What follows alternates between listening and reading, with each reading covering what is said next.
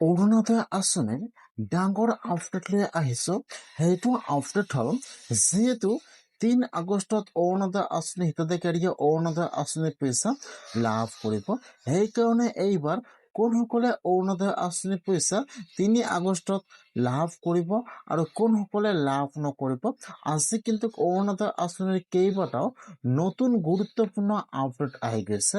এইবাৰ কিন্তু আপোনালোকে অৰুণোদয় আঁচনিৰ পইচা পাবলৈ হলে আপোনালোকে দুটা কাম অতি সোনকালে কৰিব লাগিব, নহলে কিন্তু আপোনালোকে এইবাৰ অৰুণোদয় আঁচনিৰ পইচা লাভ নকৰিব। এইবাৰ যিসকলে আগৰ পৰা প্ৰতি মাহে অৰুণোদয় আঁচনিৰ পইচা লাভ কৰি আছিল, এইবাৰ কিন্তু বহুতো মানুহৰ নাম কৰ্তন হৈ গৈছে। এইবাৰ কিন্তু বহুতে মানুহে অৰুণোদয় আঁচনিৰ পইচা লাভ নকৰিব। সেইকাৰণে কিন্তু আজি অৰুণোদয় আঁচনিৰ ডাঙৰ আপডেট আহি গৈছে। এইবাৰ যিসকলে অৰুণোদয় আঁচনিৰ পইচা লাভ কৰিব, এইবাৰ কিন্তু আপোনালোকে অৰুণোদয় আঁচনিৰ পইচা পাবলৈ হলে দুটা কাম আপোনালোকে অতি সোনকালে আজিয়ে কৰি লওক, নহলে কিন্তু আপোনালোকে এইবাৰ অৰুণোদয় আঁচনিৰ পইচা লাভ নকৰিব।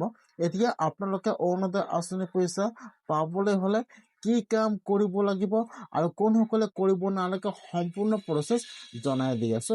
আপোনালোকে জানিবলৈ হলে ভিডিঅ'টো সম্পূৰ্ণকৈ চাই ল'ব, স্কিপ নকৰাকৈ।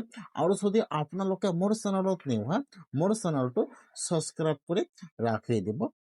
যিসকলে আগৰ পৰা প্ৰতি মাহে অৰুণোদয় আঁচনিৰ পইচা লাভ কৰি আছিল আৰু যিসকলে অৰুণোদয় আঁচনিৰ পইচা 9,000 টকা লাভ কৰিছে, এইবাৰ কিন্তু সকলো ব্যক্তিয়ে অৰুণোদয় আঁচনিৰ পইচা লাভ কৰিব 3 আগষ্টত।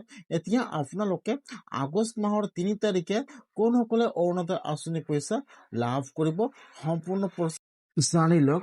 এইবাৰ কিন্তু আপোনালোকে অৰুণোদয় আঁচনিৰ কাৰণে আৰু নতুনকৈ এপ্লিকেশ্যন কৰিব নোৱাৰিব।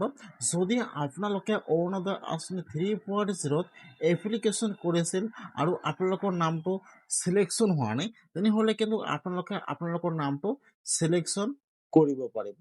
যিহেতু আজি অৰুণোদয় আঁচনিৰ ডাঙৰ আপডেট আহি গৈছে, সকলোৱে 3 আগষ্টত অৰুণোদয় আঁচনিৰ পইচা লাভ কৰিব।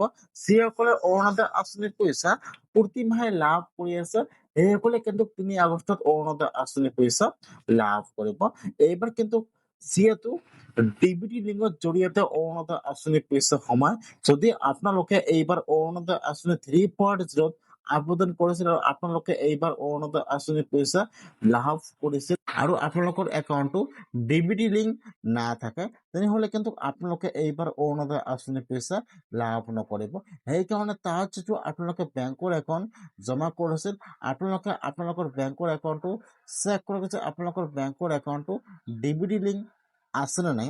আৰু যদি আপোনালোকৰ একাউণ্টটো 2 বছৰ পুৰণা হৈ গৈছে, আপোনালোকে আপোনাৰ বেংকৰ একাউণ্টৰ KYC টো চেক কৰক যে আপোনালোকৰ বেংকৰ একাউণ্টৰ KYC টো ভেৰিফাই আছে নে নাই। যদি আপোনালোকৰ বেংকৰ একাউণ্টটো KYC ভেৰিফাই নকৰিব, আপোনালোকে অৰুণোদয় আঁচনিৰ পইচা লাভ নকৰিব।